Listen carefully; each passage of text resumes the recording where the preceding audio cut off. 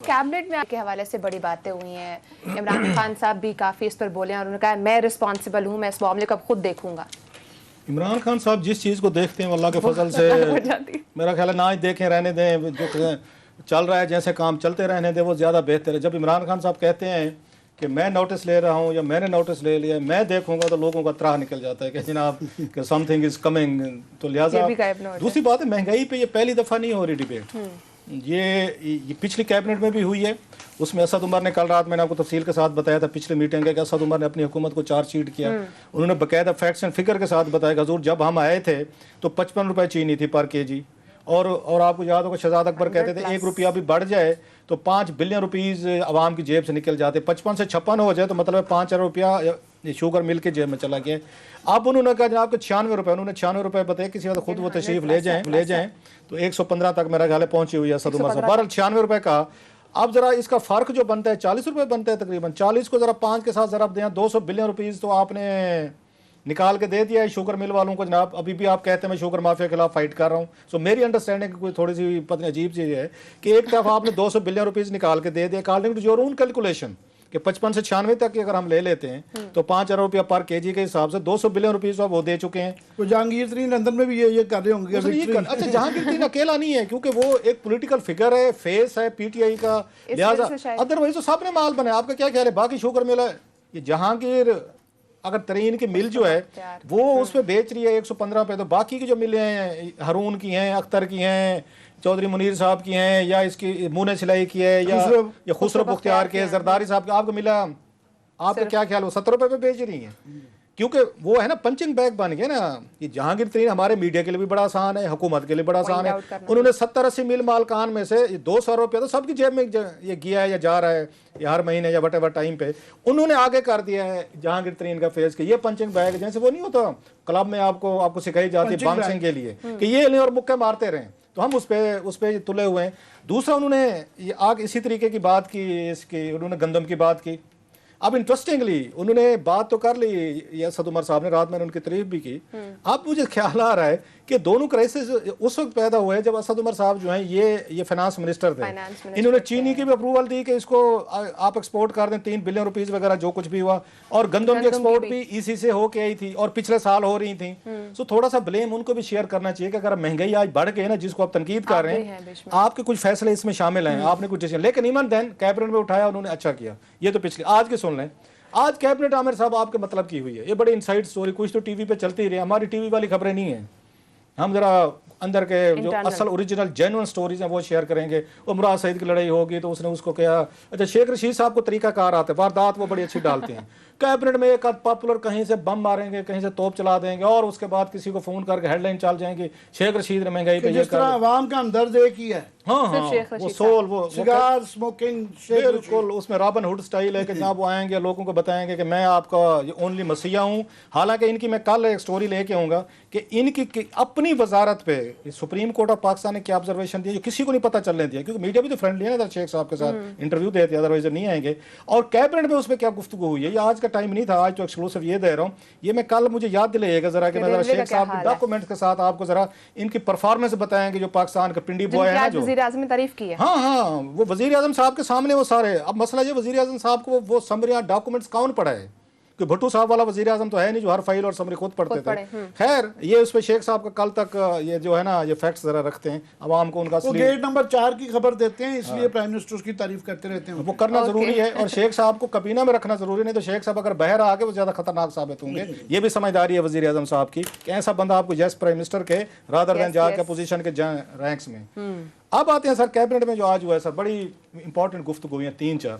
एक तो फवाद चौधरी साहब जो हैं उन्होंने 2-4 चीज़ें बड़ी इंपॉर्टेंट जो मेरे जरा कह रहे हैं उन्होंने पॉइंट आउट किया। उन्होंने कहा जनाब प्राइम मिनिस्टर साहब इस कैबिनेट में जो भी आता है हमें आके चूना लगा के चला जाता है, और ये एक दफ़ा नहीं है, चौथी दफ़ा में चूना लगा है, और हम सारे मिनिस्टर्स इंक्लूडिंग प्राइम मिनिस्टर चुप करके जो कुछ हमें बताया जाता है, जो गलत फिक्र हमें दिए जाते हैं, हम बई करके उन्हीं गलत फिगर्स की बुनियाद पे हम कैबिनेट में यहाँ पे वो बना लेते हैं, अपने अपने फैसले करते हैं जो बाद में बैक फायर करते हैं।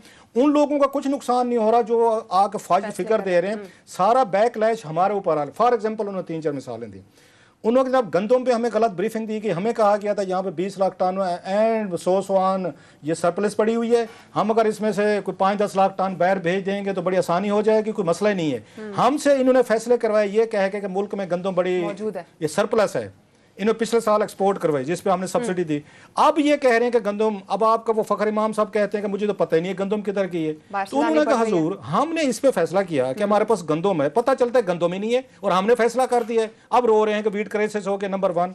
नंबर 2, फवाद चौधरी साहब ने जो मेरे जराए बता रहे हैं, उन्होंने वहां पे दूसरी एक बात एक और की, उन्होंने कहा जनाब कि चीनी, हमें बताया गया कि मुल्क में 15 लाख टन चीनी भी वाफर पड़ी हुई है, ईसीसी ने भी किया, कैबिनेट ने भी उसकी अप्रूवल दी। हमने उसी बुनियाद पे कहा जी 10 लाख ये 11 लाख टन असद उमर साहब ने इजाजत दे दी चीनी एक्सपोर्ट करें, 3 अरब रुपये भी दे दिया। अब पता चला कि चीनी तो मुल्क में है नहीं। उस वक्त हमें कहा गया कि अगर हमने चीनी एक्सपोर्ट ना की तो सरप्लस पड़ी हुई है, इनके गोदामों में पड़ी हुई है, तो ये ज़ाय हो जाएगी, अगली फसल तैयार है तो कहाँ से हम इनको करेंगे, आके इसको डिस्पोज ऑफ करें। हमने कहा जी फौरन करें, किसान मारा जाएगा। अब पता चले मुल्क में तो चीनी नहीं थी, अब हम ये 15 लाख टन बाहर से मंगवा लें। उन्होंने कहा तीसरी चीज़ इस पे आ गए, वो ये पीआईए का झूठ पकड़ा उन्होंने, और उन्होंने कहा ये दोनों हमें गलत ब्रीफिंग दी है, ये इन्होंने चीनी वालों ने भी गलत दी है जो आके दी है, हमें वीट वालों ने। अब तीसरी ब्रीफिंग ये पिछली हुई है कैबिनेट मीटिंग में सर, अगेन आपके साथ अंदरूनी में जो स्टोरी कर रहा हूँ शेयर, पीआईए ने ब्रीफिंग दी सर अपने इस पे कि पीआईए ने कहा कि हमारी क्या परफॉर्मेंस है, उन्होंने कैबिनेट को लास्ट मीटिंग में ब्रीफ किया। आज वहाँ पे फवाद चौधरी ने उनकी एक और चीज़ें पकड़ी हैं सर। फवाद चौधरी ने कहा जनाब ये फिर इन्हें हम ही मिले हैं, सारे कैबिनेट के 50-60 लोग हैं कि जो आता है हमें वही वाली बात चूना लगा के चला जाता है कि हमें समझते हम घास खाते हैं। फॉर एग्जांपल उन्होंने पिछली कैबिनेट मीटिंग में पीआईए ने ये कहा है कि जनाब कि हमें $290 मिलियन का प्रॉफिट हुआ है। अच्छा। कहते हमारे लिए बहुत बड़ी बल्ले बल्ले होगी यहाँ पे कि वाह जी वाह क्या काम कर दिया आपके, प्रॉफिट हो गया। कहते मैंने चेक किया क्योंकि मुझे शक था कि हर दफ़ा आके हमें मामू बना लेते हैं, सारे के सारे अपनी मर्जी के फिगर देते हैं, कोई क्वेश्चन नहीं करता, चेक नहीं करता, क्योंकि वजीर साहब बैठे हुए हैं। तो कहते मैंने चेक किए हैं figures. Then he lashed out in the cabinet today, उसने कहा जनाब ये सारा झूठ बोला है पीआईए ने, सारी गलत इन्फॉर्मेशन दी है। 290 मिलियन जिसको ये डॉलर बना रहे हो पैसे हैं, ये हमें जो डॉलर बना के बता रहे, कन्वर्ट करके उन्होंने पैसे डॉलर के तौर पे लिए। उन्होंने कहा यहाँ पे तो कोई प्रॉफिट है भी नहीं पीआईए का, ना हमें इस पे नज़र आ रही है। तो उस पर गुलाम सरवर खान साहब ने ये कहा, मेरे ज़राए जो बता रहे हैं, उन्होंने कहा हजूर ये एतराज़ अगर आपको था फवाद चौधरी साहब को, उन्होंने कहा तो आप उस वक्त करते जब पिछली दफ़ा कैबिनेट की मीटिंग हो रही थी। उन्होंने कहा जनाब अली, उन्होंने जवाब में कहा जनाब अली हमने भी आपको पता मोल छोड़े हुए कैबिनेट में कि जो वाल टू वाल चीज़ें बता रहे हैं। वहाँ के जनाब अली ये मैं कैसे करता, मुझे तो लास्ट टाइम ये ब्रीफिंग दी गई थी, आपने दी या पीए ने दी, तो काउंटर चेक करने के लिए मेरे पास कैबिनेट में टाइम तो नहीं होता, मैं बाहर जाऊंगा, किसी के जिम्मे लगाऊंगा, किसी से पूछूंगा भाई साहब ये फिगर कैबिनेट में दिए गए ये गलत है या सही है। सो उन्होंने उन पे कहा, मेरा ख्याल वेरी की क्वेश्चन कि अगर कैबिनेट लेवल पे गलत इंफॉर्मेशन दे के हुकूमत से गलत फैसले कराए जा रहे हैं तो वो भी उन पे हैं। अब आते हैं थोड़ा सा कि इनकी कहाँ पे लड़ाई हुई, जो मेन थी नदीम बाबर साहब और अली जैदी साहब पे। अली, और ये कहीं रिपोर्ट नहीं हुआ, ये एक्सक्लूसिव अगेन वो भी ये था, ये भी एक्सक्लूसिव आपसे शेयर कर रहे हैं। अली जैदी साहब जो हैं पिछले 2 सालों से वो अपनी मिनिस्ट्री भूले हुए हैं। किस वक्त बल्कि मैंने स्टोरी लानी थी आमिर साहब को, मैंने बताया भी था, एक बहुत बड़ी जो इन्होंने अप्रूवल ली है कैबिनेट से, यहाँ पे वो रहेगी है, ये तो खबरें इतनी ज़्यादा आ जाती हैं। ये 2 साल से अपनी मिनिस्ट्री छोड़ के ये LNG टर्मिनल के पीछे लगे हुए हैं पिछले 2 साल से। उसी वक्त लोगों की टलियां खड़कना शुरू हो गई थी। अली जैदी साहब मैरीटाइम के मिनिस्टर हैं, इनका पेट्रोलियम गैस LNG टर्मिनल से क्या ताल्लुक है? जो मिफ्ता इस्माइल ने क्वेश्चन भी रेज किए थे, अगर आप लोगों को याद हो अपने ट्वीट्स में। बिल्कुल। अब आज जो लड़ाई हो रही है, अली जैदी साहब को कोई फिक्र नहीं। इस वक्त उनकी जो सुई फिक्स हुई है ना कि मैंने 2 LNG टर्मिनल लगवाने हैं, जिस पे उन पे इल्ज़ामात भी आ रहे हैं और वो जो मिफ्ता इस्माइल एंड कंपनी लगा रहे हैं सारे। और मैं टू बी फेयर मैंने वो सारे बैठ कर पढ़ा है, ये आज तो शायद टाइम नहीं है, किसी वक्त मैं आपको इसको एवेल्युएट करके दूंगा, क्योंकि मैं और आमिर ने इस एनर्जी पे इन स्टोरीज पे बड़ा काम किया हुआ है कि उस पे आके मिफ्ता इस्माइल पे जो इल्ज़ामात अली जैदी ने लगाए वो कितने ट्रू हैं, और जो जवाबन अली जैदी ने उन पे लगाए हैं वो कितने ट्रू। अभी तक इसका एनालिसिस नहीं हुआ, जो कि होना चाहिए। बहरहाल वो दोनों अपनी अपनी जगह पे गलत भी हैं, दोनों अपनी अपनी जगह पे ठीक भी हैं। सो ये नहीं कहता कि वो गलत है सही है। अब क्या हुआ, इकबाल जैद अहमद साहब आमिर मतीन साहब के बड़े फेवरेट करेक्टर हैं। ये जनरल मुशर्रफ दौर में पकड़े गए थे और इनको उन्होंने उस वक्त नैब से प्ली बार गेन की थी 29 करोड़ रुपए की, जनरल मुशर्रफ दौर में नैब से। अच्छा। वहां से पकड़े गए और ये LPG का स्कैंडल था इनका, JJVL का। उन्हीं को बाद में पीपल्स पार्टी ने भी अरबों रुपए के प्रोजेक्ट दिए, आपको पता पावर रेंटल में दिए। जनरल मुशर्रफ की वो बड्डी बन गए, दोस्त बन गए सब के सब।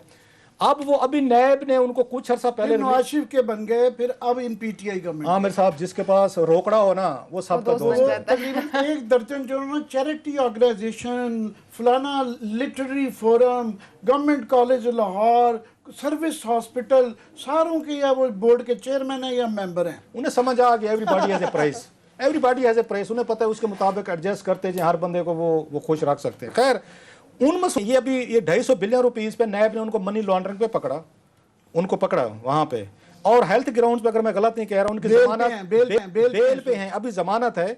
जमानत करने के बाद वो यहाँ पे कोई फंक्शन वगैरह में देख रहे, तकरीरें भी की। आज उन्हीं के मसले पे लड़ाई हुई अली जैदी साहब और नदीम बाबर में। अच्छा, जरा नोट करें, जो नैब का मुलजिम है, नैब की उसे गिरफ्तारी से जमानत करवा के उसी के इशू पे कैबिनेट में वहां पे अली जैदी साहब और नदीम बाबर साहब टकरा गए।